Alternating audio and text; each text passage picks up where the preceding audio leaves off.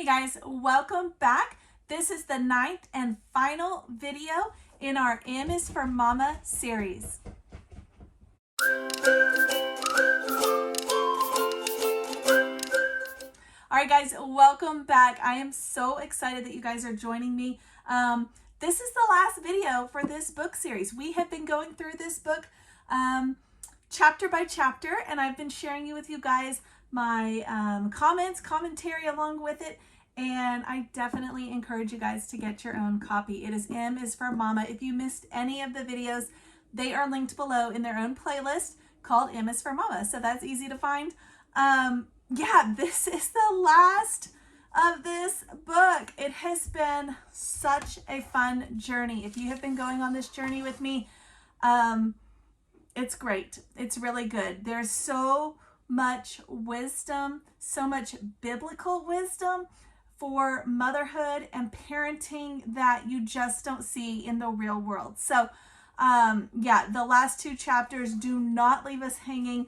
They kind of bring it all together, and let's get started. It's chapter 16 is the first one, and it is called You Don't Have to Do It All. Accepting help is a good idea. This is something that I personally have struggled with. I still struggle with. I think it's just all moms. I think it's all women. It's just hard for us to have somebody else do it because we know how it goes. We know the routine. We know our homes. We know our kids. We know all of the things. We know exactly how they want their food cut or arranged or prepared or whatever. And sometimes it's just so much easier for us to do it ourselves. And especially when those helpers are not as adequate as we may have liked them to be. And this chapter is no different. But, you know, when I was reading this chapter, I thought about how God was kind of helping me through this as a growing time, because it wasn't very long ago. You guys, if you've been following me for a while, you may even remember, or you can even go back and look. It was not that far ago that I broke my leg and was completely helpless for my family. My kiddos had to step up their game. My husband had to step in, but more importantly, we had to rely on our church family, our birth family, our actual family members, our friends, our relatives, all kinds of people to come in and step in and pick us up and carry us through that time. And it was such a blessing, not only on us, but for them. So many people said to us what a blessing it was for them to be able to help us. And that is kind of the summary, I guess, of this whole chapter. But I kept coming back to that. I kept thinking about that situation, that occurrence when it happened in our own lives. And as I was reading through this and kind of thinking, yes, this is exactly how it was. So I was excited for this chapter.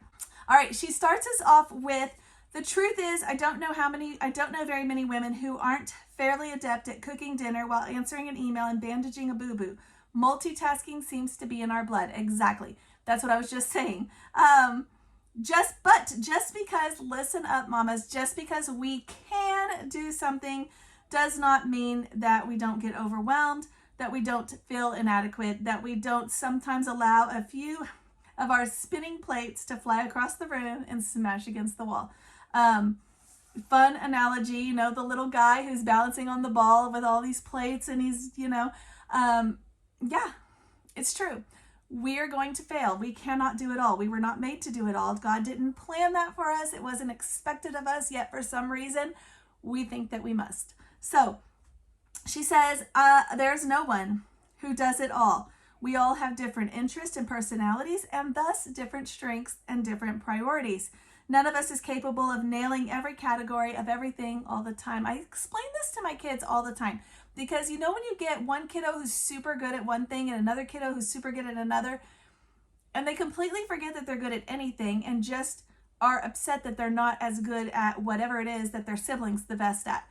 And we weren't created that way. We just weren't. We were created to all be different, because if we were all exactly the same, there would be nobody to do the other things that we weren't able to do, right? So we can't all be perfect at every single thing.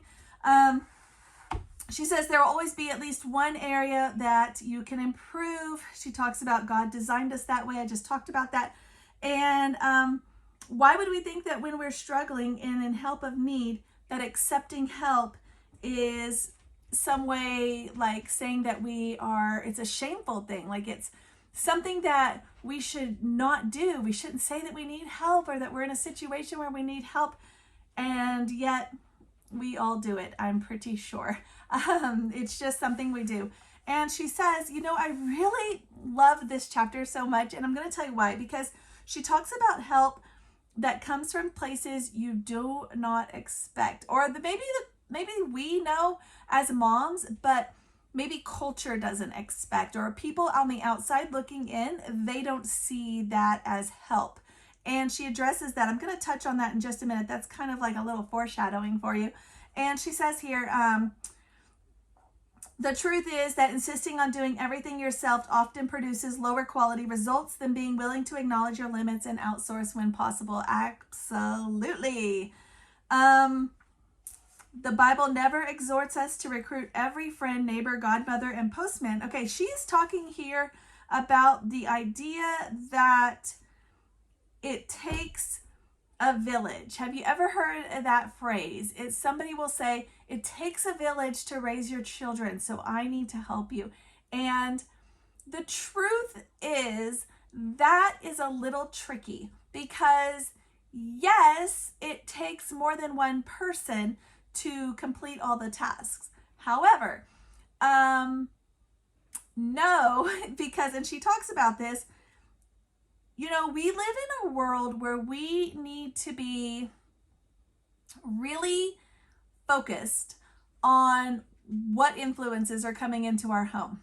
And if somebody is trying to take a job and be the help in your home or with your kids or whatever, but their core values do not line up with yours, then it's actually not helpful at all. And I've heard this phrase, I guess, taken, I would say, out of context, because I've heard people tell me, well, I need to help you because it takes a village. And I'm thinking to myself, there's no way I want help from you, because what you're doing is not going to be helping us at all. It's actually going to be hindering us, and I'll have to go back and undo everything you did. So yes, she talks about that. Getting many people to align meaningfully with our core values as a Christian family would be nearly impossible. The Bible doesn't say that we should shun all offers of help, but the help obviously should be from people who are people that you would want around your kids, people you respect, people in your church family, maybe your immediate family or maybe not. Christians who will teach your children in the same manner that you are teaching yours. So yes, it is good, but no, not all help is helpful. That is why I absolutely love having a church family, because we do not live close to our family right now.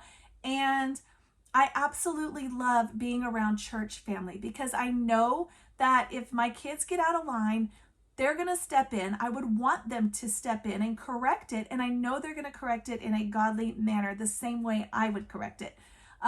When you have a church home like that, it's like gold. It's invaluable. And that is the kind of help that's the kind of village that I would want assisting to raise my kiddos, not just culture in general, So I think we're probably all on the same page on this. She goes on to talk about a particular situation, a day that occurred in her own personal life. I'm not going to go through it all with you guys, but basically one of those days, we've all had them, where everything that can go wrong is going wrong, and then some. And it's one of those days, like I said, we've all had them. And she talks about how she was actually on her way to church. So when she got to where she was going, it was church, and she was surrounded by her church family, and they stepped in and held her. Basically, they took care of her kids. They got them what they needed for that situation. They even furthered that, and they helped her get lunch and the kids and all these things, because at that time her husband wasn't able to. And that is the kind of church family, like I said, that is like gold. We lived in Texas a couple years back when our twins were born, and my husband had to work during the first couple months of their lives far away, and he had to be gone for days at a time. And it was very hard because it was me with all 6, including newborn twins, by myself. But like I said, my church family stepped up. I knew I had to get these kiddos to church, so I was able to do that. I had church family that jumped in and said, here, let me help you carry their car seats to the car or into the building. Let me help you with this. I had people calling me and saying, can I pick up your big kids and take them here? Do this. Can we go to a play date? Everybody stepped up. And it wasn't, this is what she points out, it's not just a blessing for the person who needs it, it's a blessing for the others as well. So it was awesome because they got to be blessed. Is that not true? Like when you help somebody, don't you feel that blessing on yourself as well? And that's what she's talking about here. And it's just a good reminder. I have heard in the past, don't block the blessing. Maybe you've heard that phrase, don't block the blessing. And I've always thought about that in the reverse as, you know, somebody says perhaps, hey, can I bring you guys a meal tonight? And I'm like, no, we're good. I've already got something thought out. It's okay. And I feel like they're trying to bless me. And I've heard that phrase as, I shouldn't block that blessing. I should let God bless me. And so I should say yes. But then I just was, from reading her thing, I was just thinking, you know, it can work in the reverse. What a blessing it is for them to learn the skill of providing for others or of helping someone or stepping up in need, that kind of stuff. And, you know, the don't block the blessing works both ways. So she does talk a little bit about that.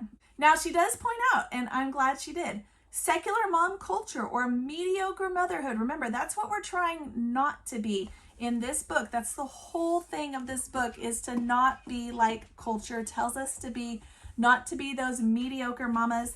And it says, mediocre motherhood disagrees. The same people whose feathers are ruffled, gosh, is this not true? The same people whose feathers are ruffled at the concept of training kids get just as bent out of shape about requiring them to help. Modern society has adopted a viewpoint foreign to past generations, the notion that childhood requires complete freedom from responsibility for the simple reason that small humans are incapable of shouldering any.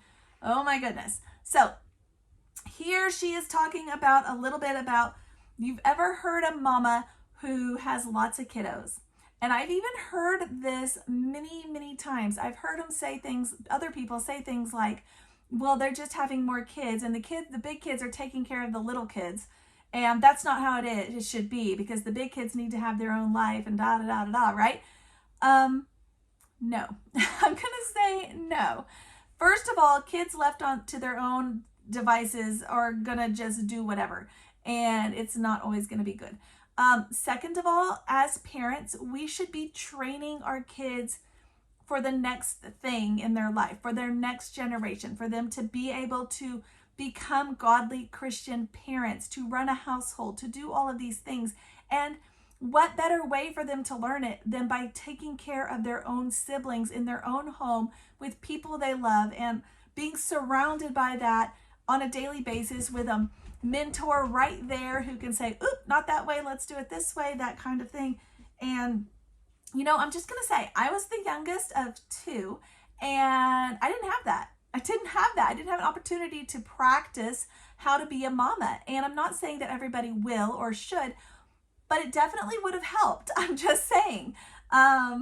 Yes, so the fact that, yes, my oldest, we have 7 kids. My oldest is 12. My youngest is 1. And yes, I do expect a lot more out of my oldest too. They're 12 and 10 than I do out of my little one. And I do expect them to help with the little ones. Why would I not want them to help? Why would I not want them to learn how to do parenting things, or how to change kids, or how to give kids baths, or how to put them to bed, when those skills are so vital in their futures? So I agree, you know, but you know what? You see this where people will say, no, they need to have a childhood. Well, I'm just going to say, if they need to just have a childhood full of games and play, why are we doing any kind of school? Why are we homeschooling? Why are we sending them to school? Why are we doing anything? Why are we teaching them anything at all? Like to do chores around the house? I'm just saying. So same kind of thing. So she says, she talks about people referring to big families, their bigger kids, as slave labor. Come on now. If I wanted a helper, just a straight helper, I don't think the first thought in my head is going to be we should have more children, because obviously there's a lot that comes with that. You've got to feed them, they've got to grow, you've got to teach them. It's a constant thing. I don't think that people who are having big families are doing it because they just want to have slave labor that is free. I can guarantee that. So it's just humorous, really, when you think about it. So here we go. Biblically excellent motherhood acknowledges that while allowing my children to play and be little is important, yes, shirking my responsibility to teach them skills and attitudes that will serve them and others well as they grow is wrong. That's what I was saying. Training up the next generation of helpers. Exactly. That's what we should be doing. She talks about what that looks like. Children should, it's so good. Children who are accustomed to open doors for others, clear tables after dinner, ask the all-important question, may I help you with something, will present opportunities to share the gospel. Exactly. Our children should be a blessing when we go out or when they're anywhere, even when they're not in our presence. So, exactly. When we pour ourselves into teaching and training our children, we reap the benefits as well. Exactly. And then she talks about a nightly cleanup routine that they went through and learned because she felt like she had to do it all and was struggling. And her husband enlisted the help of all the little ones, and they were able to get it done in 30 minutes. Exactly. We do a similar thing where we do kind of a similar communal cleaning time. We don't do it as often now because we're in our RV. There's just not as much to clean, and it stays fairly tidy on a regular basis just because we constantly do need to tidy up. But it's not like true cleaning. And so it doesn't really take as long, but we have had a very similar cleaning schedule, cleaning routine. I've even done a video or two on that and shared it with you guys. But yeah, I'm all for teaching our kids these skills. They do not need to be running off in their 20s, getting married, and now they're having to learn how to cook, how to care for children, how to balance a budget, how to keep their house clean, how to do laundry, all these things. They could be learning it now. Exactly. Here we go. Teaching our kids to be helpful holds the same truths as it does for adults. They are blessed to be a blessing. And although most of the opportunities for this will start in our own home, the mentality will overflow into others' lives. That's what I was just talking about. They should do that automatically. We should be teaching them to do it automatically, and even when we're not present. There's no shame in receiving help. And she talks about, at the beginning, I think I might have skipped over it, but she was talking about what kind of help were people asking if she had. Yes, we have help. As mamas, I'm going to say, yes, we have help. But the help that I have is not necessarily the help that the world tells you. The help that I have is my church family, my children, my husband, my friends, that kind of help. It's not just the world helping us. It's not somebody I have cleaning my house, although I'm not saying that's bad. In fact, she even had a housekeeper for a while. I'm not saying that's bad, but generally speaking, the help that we have comes from the inside, if that makes sense. Anyways, let's move forward to the next chapter. This is the very last chapter of this book. It is chapter 17. Emotions are not facts. The importance of not momming alone. Okay, so here we go. Our feelings, talking about our feelings and our circumstances are intricately intertwined, should surprise no one. Jesus was sad in response to sad circumstances, but we insist that our feelings are our truth. Modern culture tells us, here we go, I see feelings touted as the primary determinant of what we believe, how we choose our careers, the number of kids we have, how we school them. The list goes on. Whether or not we should be faithful in our marriage. It just goes on. Even the gender we're going to identify as is determined in today's culture by our feelings. Our feelings are not true indicators of real life. And The motto of today's world is, if it feels good, do it. Live your best life. Do what you want. We talked about this several videos back.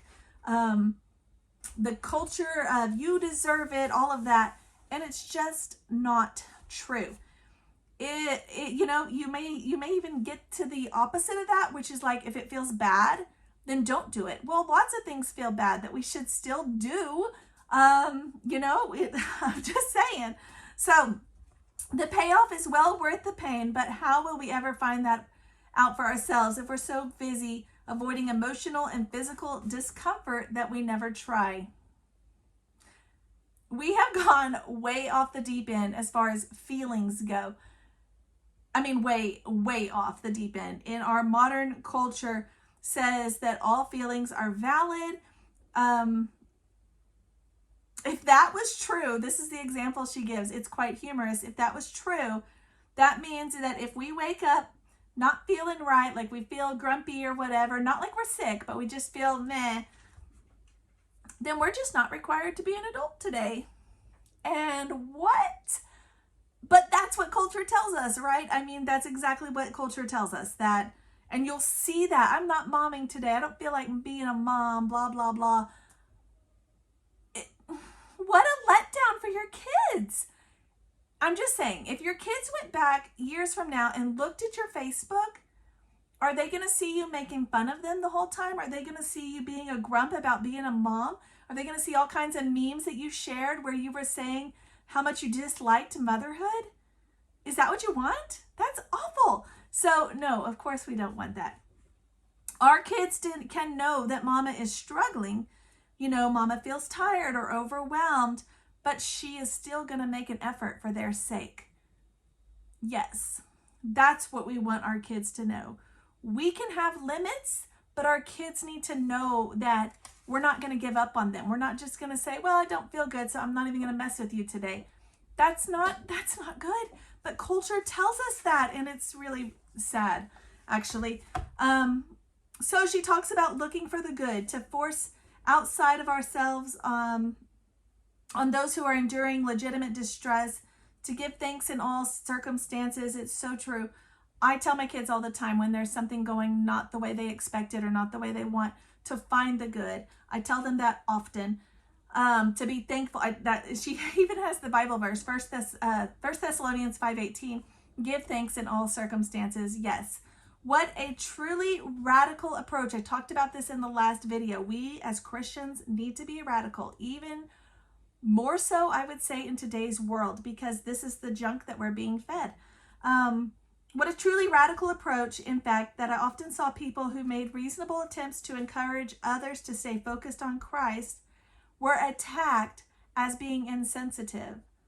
What? The culture is backwards. We all know that.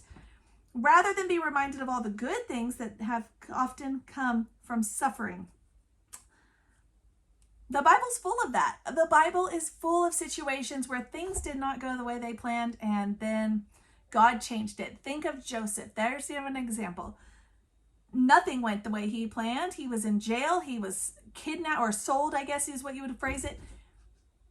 He was a slave, and God turned it around for the good. That is what will happen. We need to cling to Jesus. That is what's going to happen. And it's difficult to do that when we are constantly being told that that's just how the world is, or that it's okay for us to be grumpy all day, or it's okay for us to just give up. But that's why it's so important for us to go to Jesus first. She even says it's life-changing to have good friends and influences. You need to choose influences. Who are you following on Facebook? Are they building you up? Or even your thoughts, even if you're not even interacting with them, the things that they post, are they building up your attitude? Do they make you feel joyful, or are they bringing you back down? Maybe you shouldn't be following them. Facebook, TikTok, Instagram, the new X, which was Twitter, YouTube. Are you following people, podcasts, anything that are building you up as a mom, helping you be greater as a mom? Or are you following things that are just encouraging you to give up, to be just a mediocre mom? a mediocre mom, like culture tells us is what we should be. And it's something we should think about, guys. It's something we should think about. We can laugh at all those memes. They're funny. We can say we understand where they're coming from, but we don't need to be agreeing and sharing them and promoting it, because we should get rid of that awful attack on motherhood. That's really what it is. And yeah. We need godly conviction. We need Christian influences. That is what we need. And you can change that for yourself. If you are following the wrong social media things, you can change that. So that is where it is such a blessing. That basically wraps up this entire book. There's a couple more little side points she talks about, but I want you guys to buy the book. It's so good. And it's, like I said, it was my highlighter book. I did not make that up. I highlighted all throughout. You can see I had a highlighter I lost and ran out, and so I changed colors. But there's so much in here, guys, so much. And this is going to be a book that you're going to want to reference again and again and again, especially as culture is getting worse and worse for us. So get your own copy. It's on Amazon right now. It was, I want to say, about $13, $14. And it's a hardcover. It's nice. It has beautiful illustrations all throughout. It's just gorgeous. It's a quick read.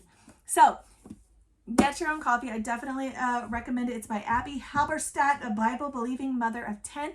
Thank you guys for watching. And Friday, I'm going to share with you guys on Homeschool Fellowship Friday, which is the day that I share all things homeschool related. I'm going to share with you guys what is on my 7th graders reading list. I created it myself, and it's huge because she loves to read. So I have a ton of ideas that if you have a similar age child, they might be interested in some of the same things. So I will share that with you guys on Friday, and I will catch you guys next time.